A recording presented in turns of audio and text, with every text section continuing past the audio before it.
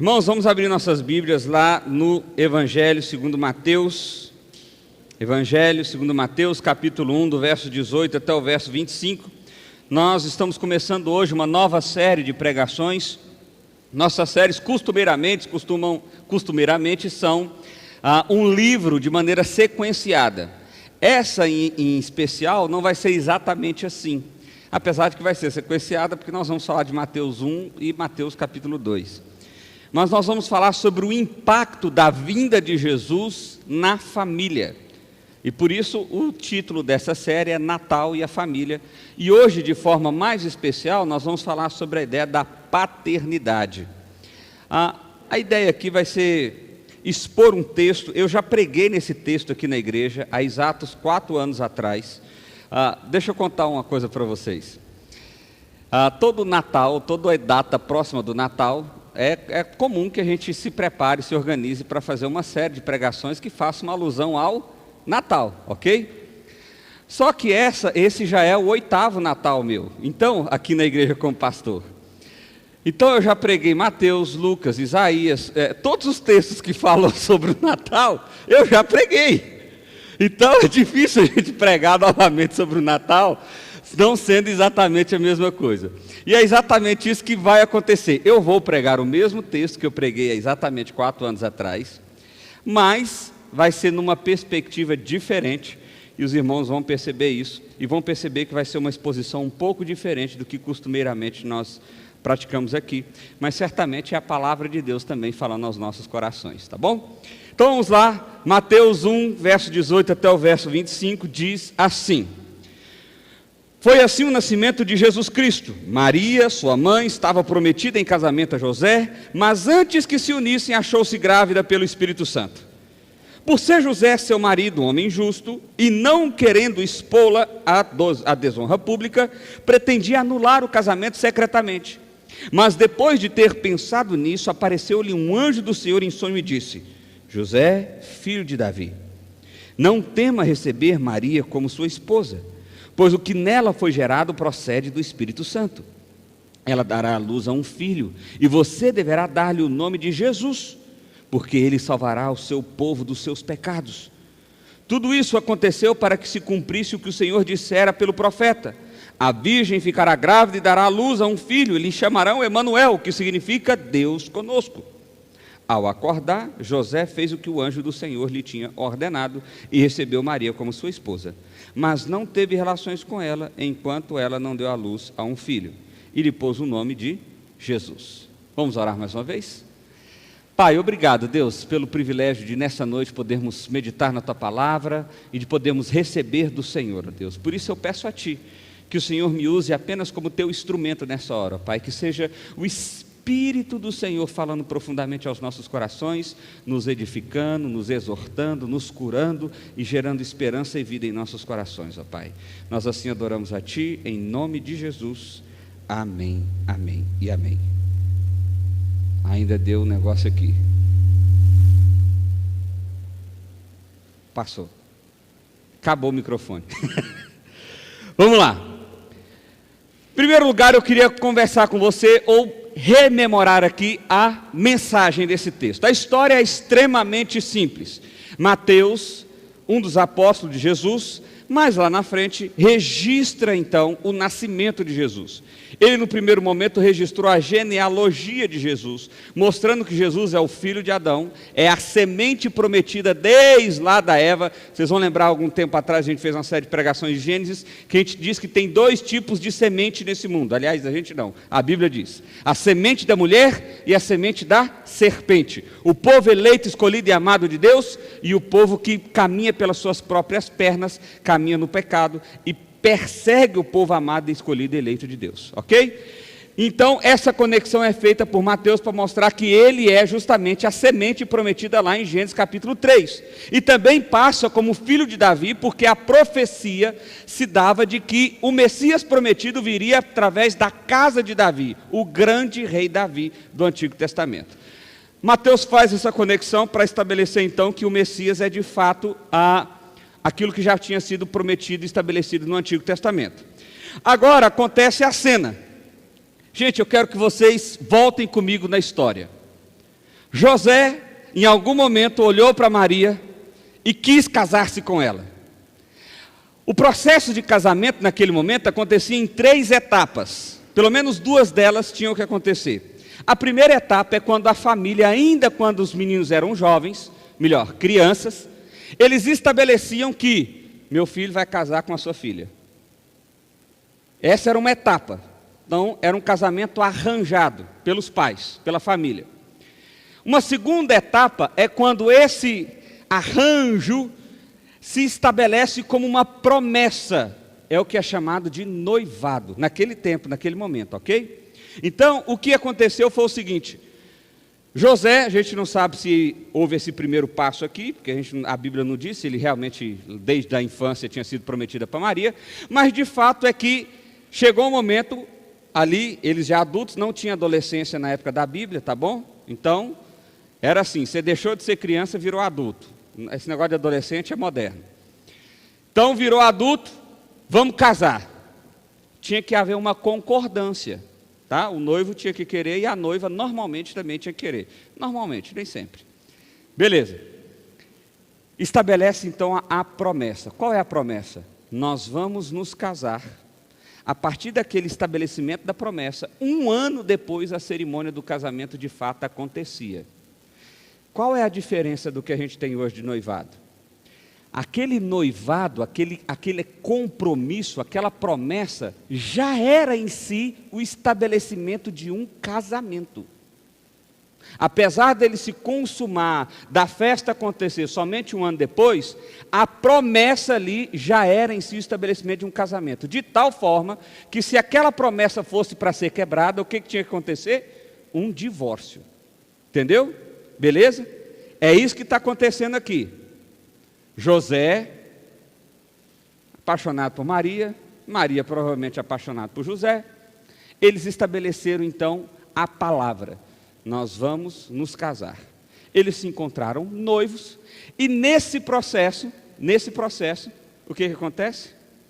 Maria, em algum momento, chega para José e fala assim: José, tem um negócio para te contar. Eu estou grávida, mas é do Espírito Santo. Dá uma pausa aqui, gente.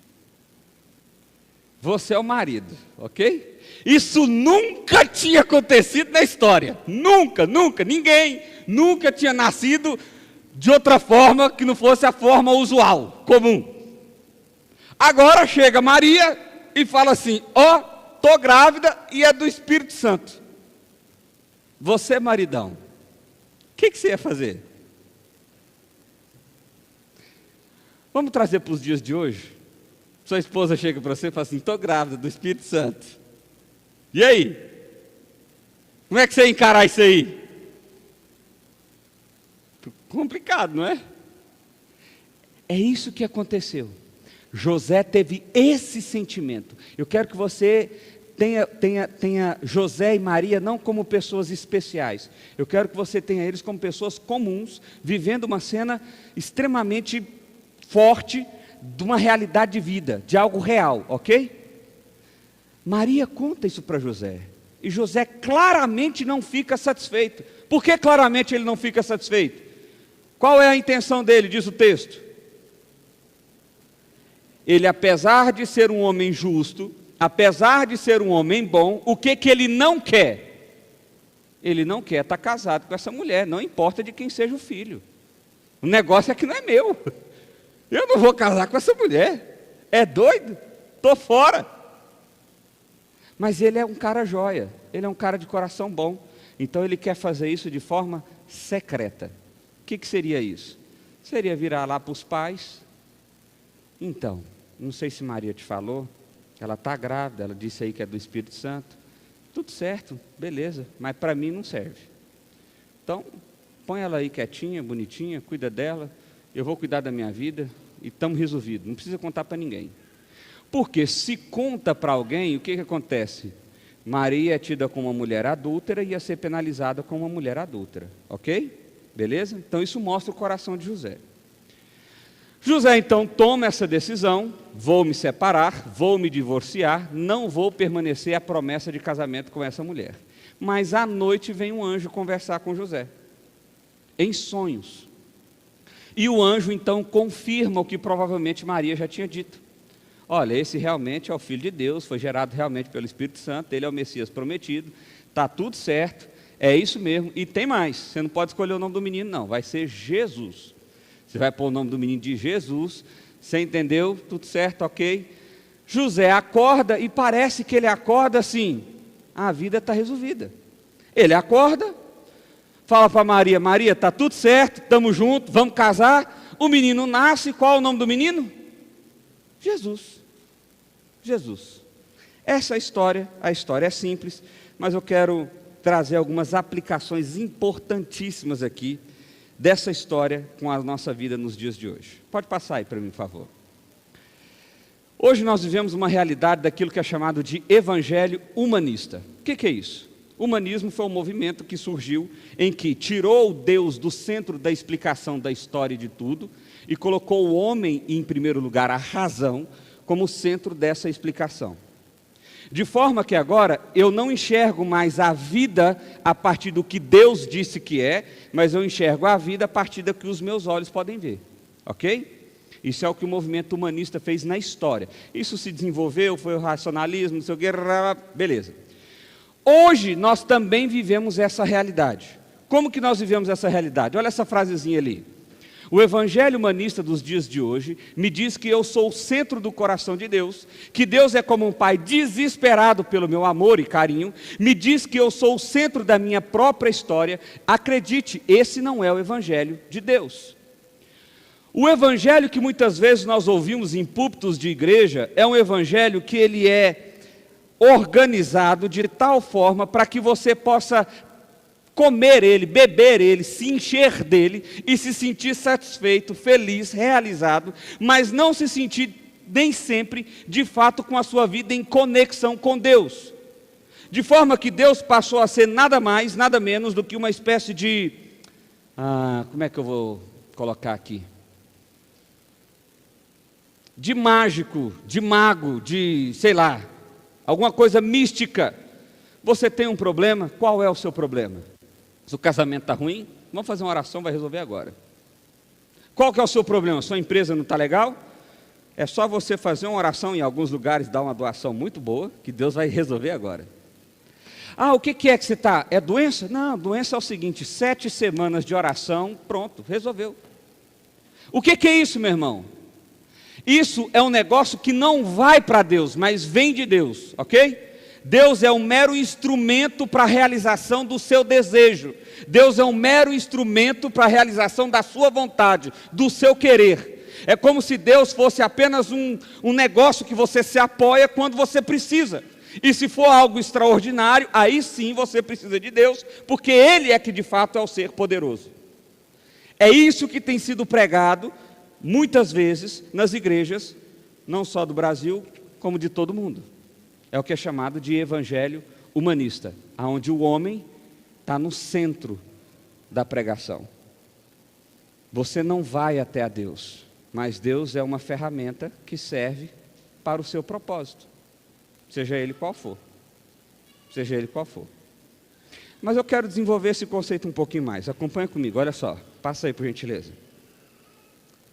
Eu quero trazer um contraste, isso vai se conectar com José daqui a pouco, tá bom? Você está pensando assim, meu Deus, onde é que esse pastor vai? Relaxa, daqui a pouco a gente chega lá em José. Nós vamos chegar lá, preocupa não. Olha só, eu quero fazer essa tabelinha aí para você ficar bem claro do que eu estou falando, ok? No cristianismo, Deus soberano é o ponto de partida da visão do mundo. O que significa isso? Que tipo de homem eu tenho que ser?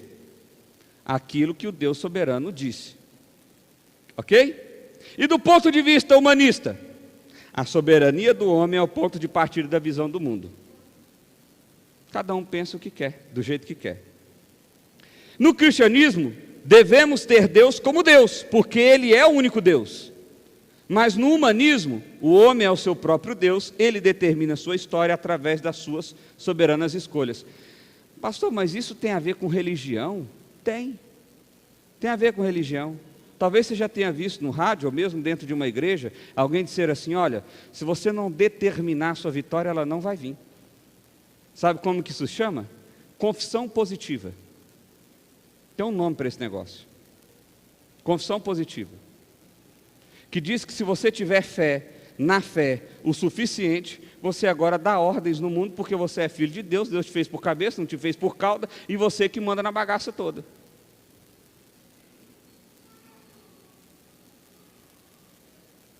Isso não é o Evangelho. Isso não é cristianismo, mas está sendo pregado, falado, como se fosse. E por quê? Porque é bom de ouvir, meu irmão. Fala sério. Eu já me senti frustrado enquanto pastor diversas vezes, de receber pessoas com problemas sérios, por exemplo, uma doença muito grave. Meu desejo, de fato, era orar por esse indivíduo e falar assim: está curado, eu determino, sai agora.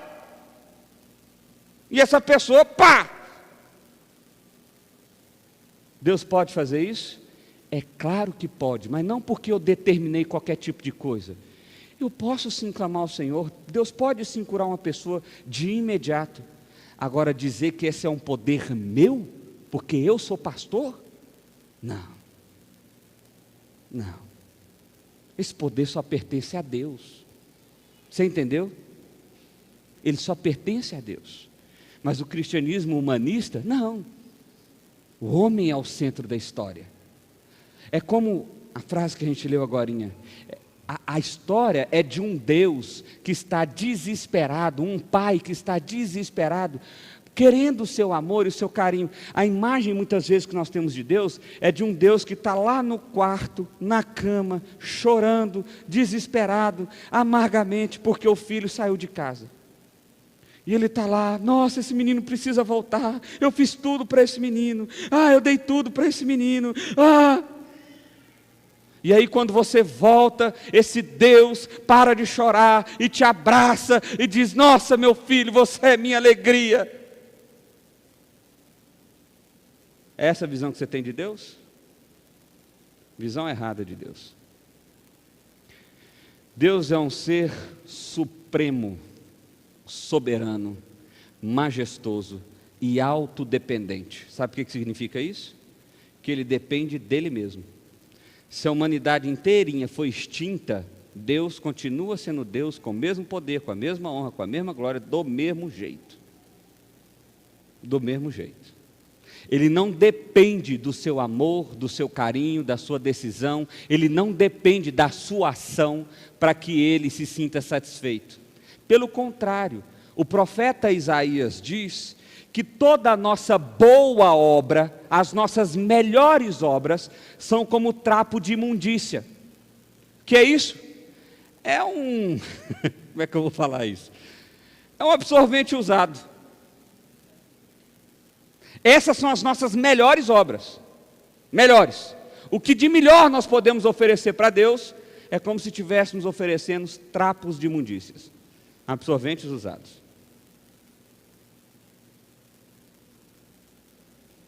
Acompanha comigo aqui. No cristianismo, a verdade é a palavra de Deus. O que é a verdade? É o que Deus disse.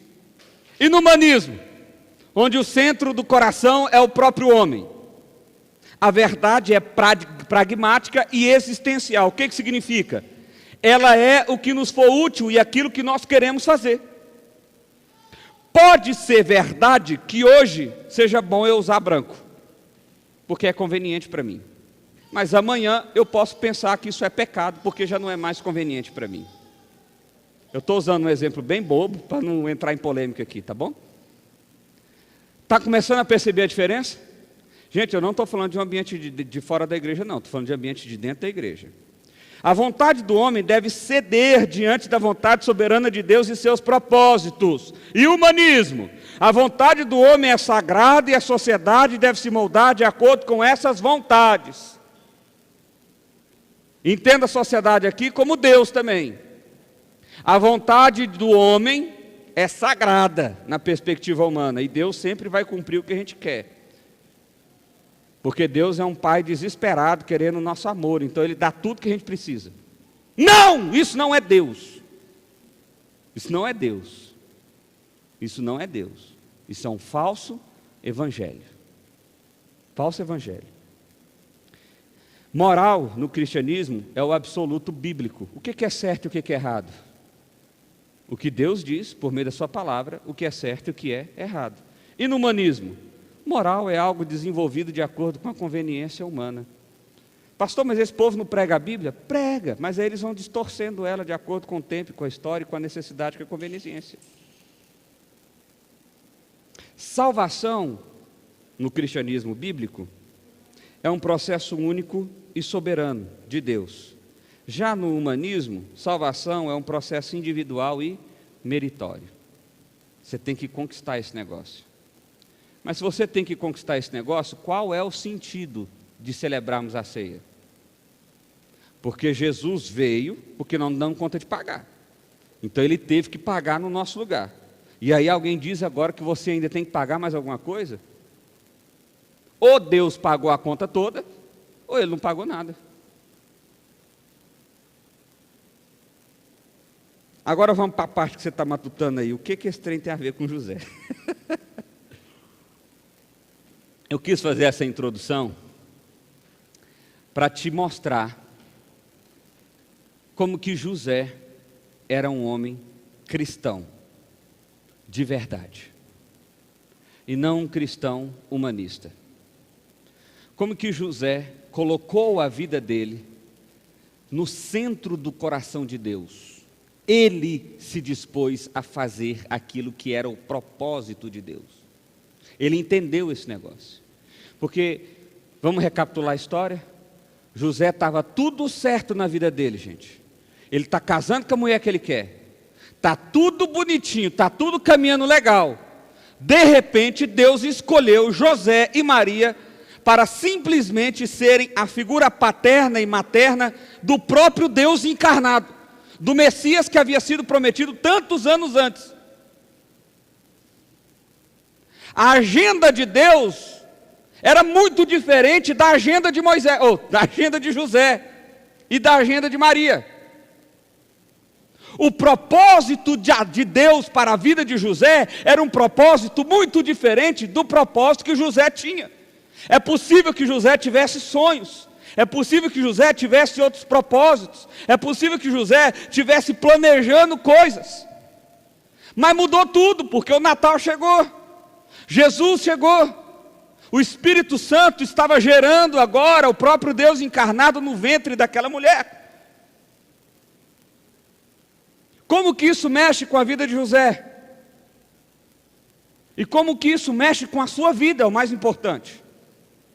Porque não faz sentido nós falarmos do Natal, nós falarmos daquilo que Cristo fez na cruz, nós falarmos da ação de Deus no sentido de um Deus amoroso, misericordioso. Veja bem, preste bem atenção no que eu acabei de dizer para você da diferença do cristianismo bíblico e do cristianismo humanista.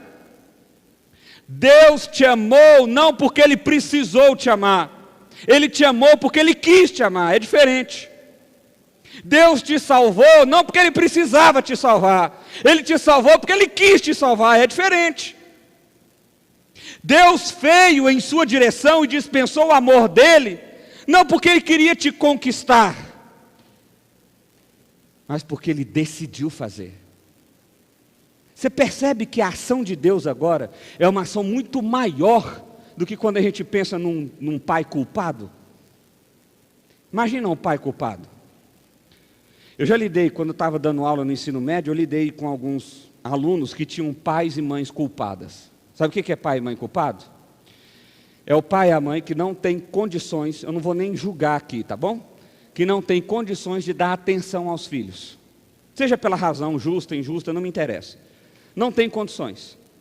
O que eles fazem então para suprir isso? O que eles fazem? Dão tudo que os filhos querem. O que você quer, meu filho? Não, papai vai dar um jeito. Mesmo aquilo que os pais não têm condições. Mesmo aquilo que os pais não têm condições. Eles se sacrificam. Por quê? Porque eles estão se sentindo culpados. Eles sabem que eles não deram a atenção que eles deviam dar. Então eles vão lá e tentam comprar esse negócio, ou tentam reverter essa balança de outra forma. Comprando alguma coisa, dando alguma coisa, por aí vai. Isso é o pai culpado. Deus não é isso não. Deus não é isso não, sabe por quê? Porque Deus fez tudo perfeito. Deus fez o homem e a mulher perfeita. E Deus pegou esse homem e essa mulher e falou: é tudo de vocês. Desfrutem, tomem conta, dê nome para os bichos, dê nome para as frutas. Curte esse negócio aí, é tudo de vocês. E tem mais. Eu vou vir todo fim de tarde para a gente trocar uma ideia, para a gente ter relacionamento, para você me dizer como é que foi seu dia. Deus não é um pai culpado, pelo contrário, Deus é um pai perfeito. Mas esse homem, apesar de ter esse Deus perfeito, escolheu caminhar pelas suas próprias pernas, escolheu ouvir a voz da serpente, escolheu a autonomia, escolheu a independência, escolheu caminhar à parte de Deus, fazendo as suas próprias escolhas.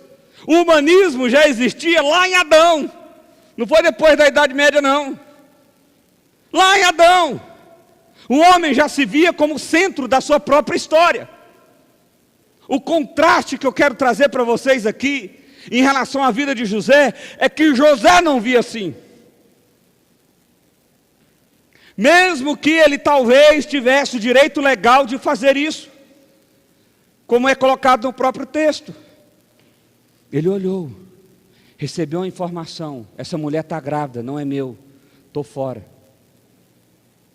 Mas veio o anjo: José, o negócio é de Deus mesmo. José falou: estou fora mesmo assim, quero nem saber, a vida é minha, eu faço o que eu quero. Meu corpo, minhas regras. Foi isso que José fez? Não. José falou: então mudou tudo. Já não interessa o que eu quero, já não interessa o que eu gosto, já não interessa os meus planos, já não interessa a minha perspectiva, já não interessa mais nada, porque o que interessa? O que interessa é servir ao meu Senhor. Servir ao meu Senhor. É isso que interessa. Deixa comigo. É para chamar Jesus? Vamos chamar Jesus. Vamos fazer. Vamos criar esse menino. Deixa comigo. Agora vamos para a nossa vida aqui. De repente você teve um filho. Não estava assim no script. Não estava no planejamento. E de repente você não ama esse menino até hoje por causa disso. Porque os seus planos foram frustrados. De repente você odeia a Deus, porque você não trabalha no lugar que você queria trabalhar. De repente você odeia a Deus, porque você não casou com a pessoa que você pensou em casar lá atrás. De repente você odeia a Deus, ou a você mesmo, porque a sua vida não caminhou na estrada que você um dia lá atrás planejou. E aí você está odiando a Deus, odiando a sua família, odiando o seu filho, odiando o seu emprego, odiando o clima, odiando tudo. Por quê? Porque você está achando que você é o sol e tudo gira em torno de você. O que é isso? Eu quero mostrar para você nessa noite que a chegada do Natal não se trata apenas de uma linda mensagem de amor. É sobre isso também. Mas, sobretudo, se trata de uma transformação radical nas nossas vidas. E que transformação é essa? É agora eu não vivo mais para mim, eu vivo agora para o Senhor. Eu não vivo mais de acordo com os meus desejos, com os meus propósitos, com a minha vontade, com aquilo que eu quero. Eu vivo agora de acordo com a vontade do Pai. E olha só para você ver que beleza. A vontade do Pai é muito melhor que a nossa. Não é que a vontade do Pai é ruim, não. É que às vezes a gente coloca como se a vontade do Pai fosse ruim, né? Nossa, a vontade do Pai é péssima. Não, é muito melhor que a sua. É muito melhor que a sua.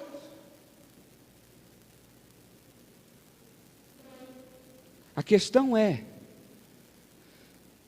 quando você olha para a história desse homem, sabe o que não vai aparecer aqui na Bíblia? Não vai aparecer José virando para Maria e falando assim: mas Deus colocou a gente numa enrascada, hein? Esse menino perfeitinho assim, ó. Jesus era perfeito, Jesus não devia chorar de madrugada, Jesus não devia fazer coisa na hora errada, Jesus não tocava campainha e saia correndo, nada disso. Jesus era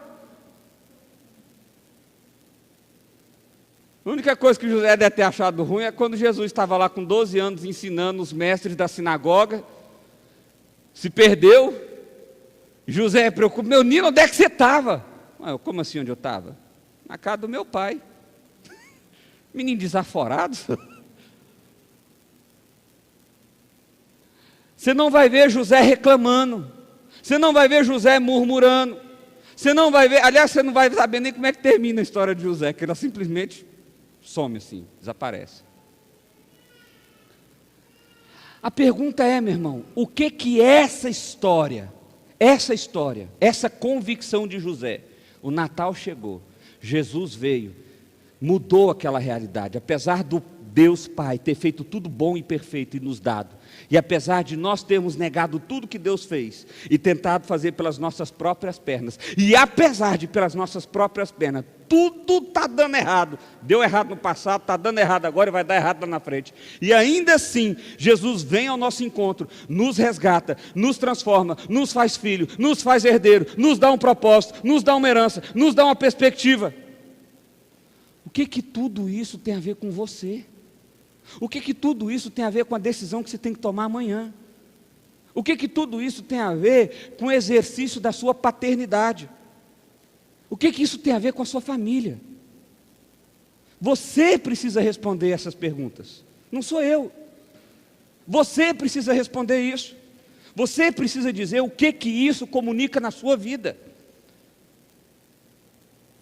Passa mais um aí para nós, por favor. Olha o que José fez.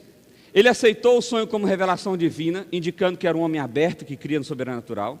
Seguiu com o casamento, revelando muito sobre a sua convicção e amor, mesmo que alguns pudessem pensar mal dele e da situação.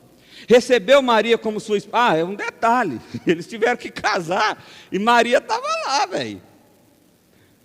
E se hoje isso não é tão difícil assim, naquela época era um negócio bem complicado, mas ele estava lá, está tudo certo, Deus mandou, está tudo certo. Recebeu Maria como sua esposa, demonstrando temor e obediência a Deus. Não teve relação sexual com Maria até que ela desse à luz, provando que era um homem controlado e paciente. Isso aqui é interessante, porque o texto diz que ele não conheceu Maria até que ela desse à luz a Jesus. Ele não exerceu o direito dele de marido, de ter relação com a sua esposa, por temor, por respeito e por convicção e propósito. E por último, deu o nome de Jesus ao filho nascido, mostrando sua completa obediência ao Senhor. Você é um bom pai? Você acha que se você fizer isso vai ser um bom pai? Que tipo de pai você está sendo? Que tipo de mãe você está sendo? A que você acha que tem que ser? Ou a que colocou o coração no Senhor e falou, Deus, me guia. Me guia. Me guia.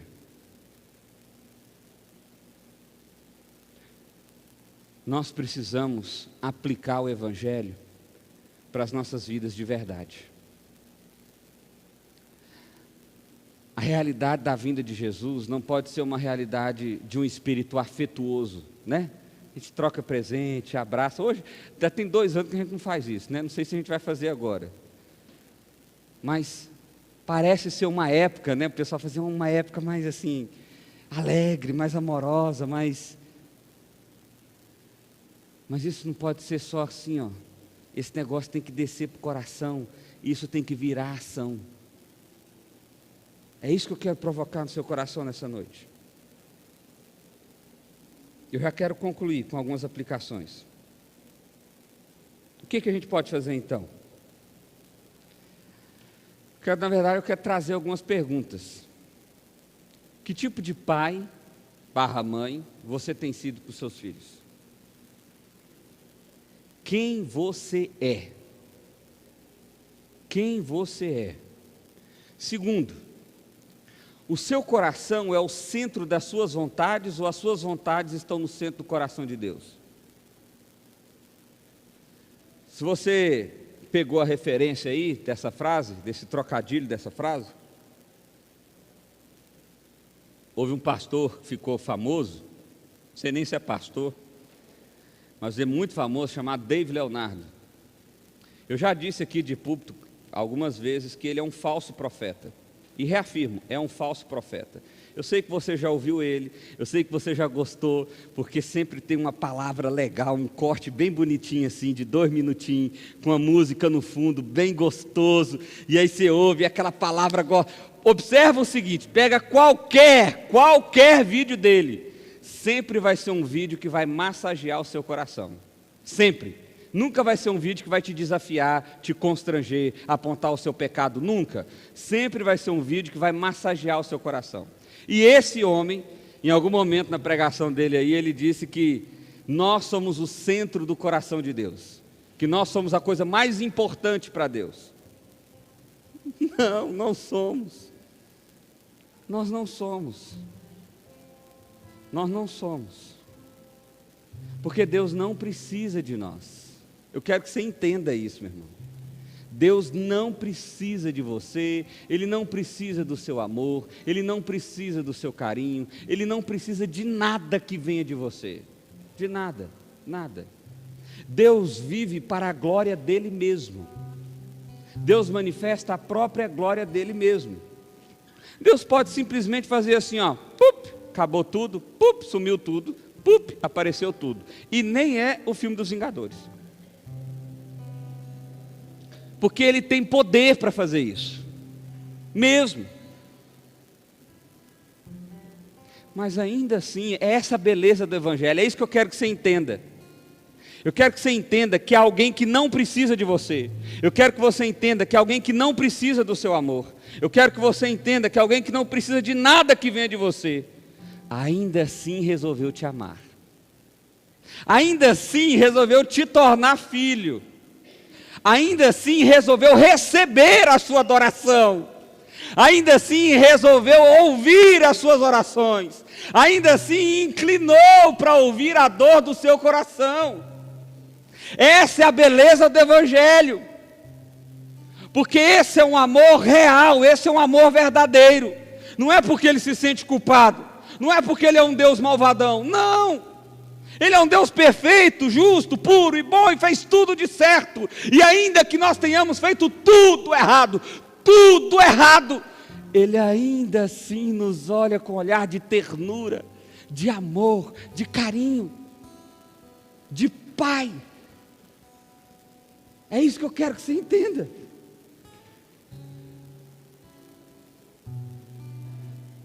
E aí? Saber disso significa o quê? Uma mensagem legal, pastor. Eu achei interessante essa perspectiva aí, sabe? Vou até anotar no meu caderninho aqui. Depois eu vou pensar mais sobre isso. Mas não vai mudar nada na minha vida, não. Então não adiantou nada. Porque a realidade do Natal muda tudo. Tudo. Terceiro, Deus não é um pai desesperado pelo seu amor, é um pai cheio de compaixão e misericórdia que te resgata de você mesmo. Deixa de ser arrogante e começa a ser grato por esse amor dispensado sobre sua vida. Começa a ser grato. Para de achar que você é o cara, velho. Você não é. Para de achar que você é merecedor de tudo de bom que acontece. Você não é. Se um dia você foi salvo, se um dia você foi resgatado, se um dia você foi curado, se um dia sua vida foi transformada, se um dia você experimentou do amor de Deus, é graça. Graça, graça e graça. É só graça. Cristãos verdadeiros, que não são humanistas, deveriam ser as pessoas mais humildes da terra. Eu te pergunto, nós somos? Nós somos. Fala assim, opa, aquele cara ali é crente, deve ser cara gente boa, humildezão. Hã? Pastor!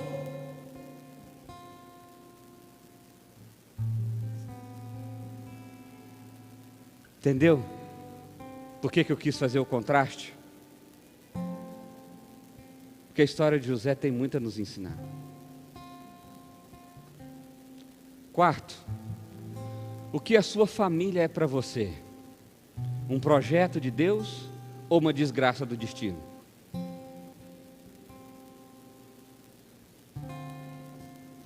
O que a sua família é para você? Um projeto de Deus ou uma desgraça do destino? Em algum momento a família de José com Maria era um projeto para ele, mas depois se tornou um problema. E depois ele passou a ver como um propósito de Deus. Sabe, a gente lida muito com famílias, casais. A nossa igreja é esse perfil. Você pode olhar para o lado e você vai ver. E o que mais me impressiona é a indisposição do nosso coração em fazer diferente. Muitas e muitas vezes eu já ouvi, pastor, eu não dou conta mais. Pastor, eu não suporto mais. Pastor, eu já tentei de tudo. Hoje eu já falo assim, para aí. Você não tentou de tudo, não. Você acha que você tentou de tudo. Vamos começar a tentar de tudo agora, a partir do que Deus diz. Não a partir do que você acha que é tentar, mas a partir do que Deus diz. Nós estamos desistindo das nossas famílias, gente. O índice de divórcio dentro da igreja e fora da igreja é exatamente o mesmo, não muda nada. Sabe o que significa? Que está na igreja ou fora dela, não fez diferença nenhuma. Os nossos filhos não são mais bem educados, os nossos filhos não são mais amorosos, os nossos filhos não têm mais compaixão, os nossos filhos não são melhores. E devia ser, pastor, devia ser, claro que devia. E olha que eu sou pastor e tenho um filho, está vindo outro, e todo filho de pastor vem bem, uma pilha a mais. Mas se é o Evangelho que está exalando na minha casa, se é Jesus que está sendo comunicado por meio da minha vida, se é Jesus que está na relação com a minha esposa, com os meus filhos, isso impacta. Se não está impactando é porque Jesus não está lá, você entendeu? É simples assim. É porque Jesus não está lá. E por que Jesus não está lá? Porque você não fez a escolha que José fez. Você falou, está falado. Vamos nessa, Deus. Qual que é o propósito? É Jesus? Vamos chamar Jesus. Quinto, suas decisões estão sendo baseadas em seus propósitos ou nos propósitos de Deus. A sua decisão de mudar ou de ficar, a sua decisão de abrir a porta ou fechar, a sua decisão de se relacionar ou não se relacionar. O que está motivando esse negócio aí? É o que Deus disse, é o amor de Deus, é a compaixão, ou é o seu desejo? Tem um filme que foi lançado, Mulher Maravilha, 1980 e qualquer coisa. Veja esse filme. Como é que você não gosta desse filme de super-herói? Você tem que ver. A história do filme é muito simples. Vou dar um spoilerzinho, mas eu não vou contar a história toda não, mas só um spoilerzinho. O filme fala de um objeto lá que dá desejo que a pessoa quiser. O que ela desejar, ela tem. E aí todos os desejos de todo mundo começam a ser atendidos. Sabe o que acontece? O caos. O caos acontece. O caos acontece. Eu tenho lidado com meu filho agora todo dia com isso. Hoje a gente foi almoçar numa chácara. Na hora de ir embora, papai, quero ir embora não. Tem que ir, filho. Nós precisamos ir. Vai dormir, papai, quer dormir não. Meu filho, vão comer, papai, quer comer não. tudo que eu falo ele não quer. Mas ele precisa fazer, porque é o bem dele, não é? Se ele fizer tudo que ele quer, o que vai acontecer? Vai dar ruim. Agora, por que a gente pensa que nossa relação com Deus é diferente? A gente fala assim, não, Deus, deixa comigo que eu sei mais que você. Fica na sua aí que eu resolvo. Você acha mesmo que funciona assim? Sexto, a quem você tem obedecido? Ao seu coração ou à voz de Deus? Eu não sei se você já percebeu, mas é a terceira vez que eu faço a mesma pergunta de jeito diferente. Porque eu quero reforçar isso. O que tem trilhado, o que tem conduzido a sua história, meu irmão? Porque é possível que você esteja aqui buscando um milagre, buscando algo extraordinário de Deus. E eu quero dizer para você, Deus pode fazer isso sim. Deus pode fazer um milagre, Deus pode abrir porta, fechar porta, curar, Deus pode fazer tudo isso, mas o que Deus pode fazer de melhor é te resgatar de você mesmo. O que Deus pode fazer de melhor é te fazer filho e herdeiro do céu eterno, não é te dar um presente, nem atender um pedido. O que Ele pode fazer mesmo é te garantir a herança dos céus. Isso é o de mais precioso que Ele pode fazer por você. Sétimo, a chegada do Natal mudou a história de um pai, José. E como a chegada do Natal tem mudado a sua história? Para José mudou tudo. Tudo. E a sua história, como é que tem sido mudada? Eu quero concluir com essa frase. Tim Keller diz assim: o mundo não pode salvar a si mesmo. Esta é a mensagem do Natal. A mensagem do Natal é muito simples. Você não tem condições de pagar a sua dívida. Você não tem condições de se salvar. Não há nada que você possa fazer. Mas a boa notícia é que Deus faz. Por amor, por graça, não por obrigação, por culpa, por desejo e por vontade. Isso é amor incondicional. Não tem nada que estabelece que Deus te ame. É só o desejo dele em te amar. É o puro desejo dele em te amar. Meu irmão, quando eu tomei consciência dessa informação para o meu coração, eu pensei, agora eu entendi o que é o amor de Deus. Porque eu achava que eu tinha que ser aprovado por Deus. Eu achava que se eu não fosse na igreja, Deus ia me punir. Eu achava que se eu não fizesse isso ou aquilo de bom, Deus ia me punir. Eu achava que Deus ia me perseguir de alguma forma quando eu fizesse algo errado, e que Deus ia me beneficiar quando eu fizesse algo de bom. Mas de repente a mensagem do Evangelho tirou todo esse peso, porque simplesmente Deus me ama, porque Ele quer me amar. Eu não tenho como conquistar esse amor, Ele me ama porque Ele quer. E agora então eu posso viver com liberdade, livre, sem peso, sem amarras,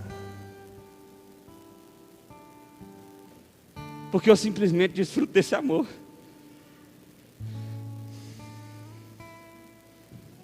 A mensagem do Natal é: você não consegue, mas Deus conseguiu por você.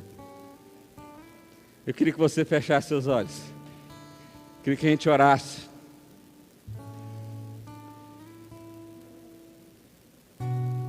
Eu queria que a gente pensasse sobre isso aqui.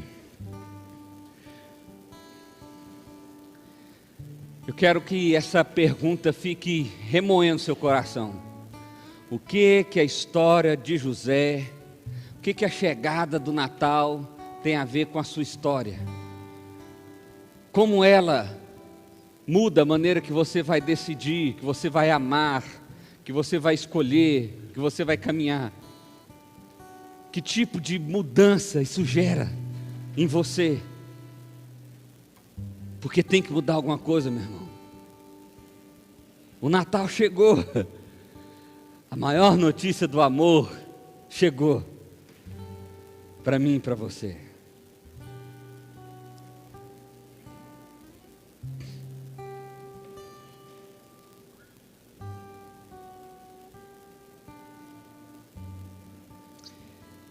Pai, nós queremos colocar as nossas vidas diante do Senhor, ó Deus.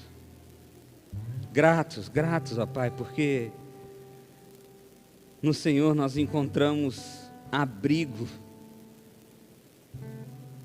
No Senhor nós encontramos carinho. No Senhor nós encontramos significado, propósito.